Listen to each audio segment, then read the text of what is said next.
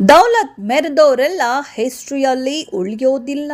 D boss Darshan ಬಗ್ಗೆ Jogi Prem and D boss Darshan Thoogudeepa ಇಬ್ಬರು ಪರದಾಡುತ್ತಾ ಕನ್ನಡ ಸಿನಿಮಾ ಇಂಡಸ್ಟ್ರಿಗೆ ಬಂದವರು.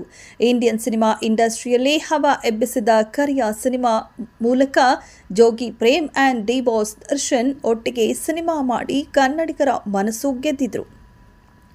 ಆದರೆ ಕೆಲವು ವರ್ಷಗಳ ಹಿಂದೆ ಜೋಗಿ ಪ್ರೇಮ್ ಕುರಿತು ಮಾತನಾಡಿದ ಡಿ ಬಾಸ್ ದರ್ಶನ್ ಪುಡಾಂಗ್ ಎಂಬ ಪದ ಪ್ರಯೋಗ ಮಾಡಿ ಉರಿಯುವ ಬೆಂಕಿಗೆ ಪೆಟ್ರೋಲ್ ಸುರಿದಿದ್ದರು.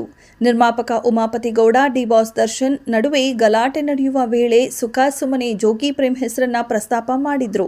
ಡಿ ಬಾಸ್ ದರ್ಶನ್ ಅವರು ಎಂಬ ಆರೋಪ ಕೇಳಿ ಬಂದಿತ್ತು.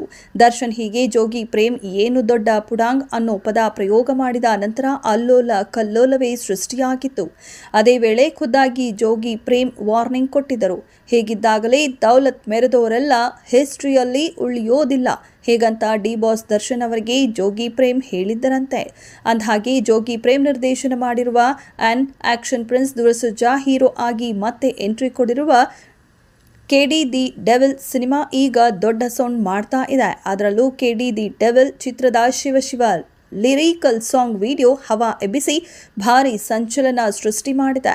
ಆದರೆ ಇದೇ ಹಾಡಿನಲ್ಲಿ ಡೈರೆಕ್ಟರ್ ಜೋಗಿ ಪ್ರೇಮ್ ಅವರು ಡಿ ಬಾಸ್ ದರ್ಶನ್ ವಿರುದ್ಧ ಅಂದಹಾಗೆ ಕೆಡಿ ದಿ ಡೆವಿಲ್ ಚಿತ್ರದ ಶಿವ ಲಿರಿಕಲ್ ಸಾಂಗ್ನಲ್ಲಿ ಗುರುವೇ ನಿನ್ನಾಟ ಬಲ್ಲೋರ್ ಯಾರೋ ಶಿವನೇ ನಿನ್ನಾಟ ಬಲ್ಲೋರ್ ಯಾರೋ ಎನ್ನುವ ಲಿರಿಕ್ಸ್ ಇದೆ.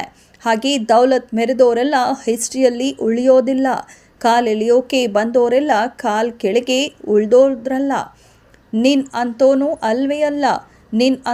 ಅಲ್ವೇ ಅಲ್ಲ, ನಿನ್ನಂಗೆ ಯಾರೂ ಇಲ್ಲ, ಬಕೆಟ ಹಿಡಿಯೋರ್ನಲ್ಲ, ಸೈಡ್ ಬಿಟ್ಟು ಹೋಯ್ತಾ ಇರ್ಲ ಅನ್ನೋ ಸಾಲುಗಳು ಇದ್ದು ಇದನ್ನ ಡಿ ಬಾಸ್ ದರ್ಶನ್ ಅವರಿಗೆ ಬರೆದಿದ್ದಾರೆ ಅನ್ನೋ ಆರೋಪವನ್ನ ಕೆಲವರು ಮಾಡ್ತಿದ್ದಾರೆ.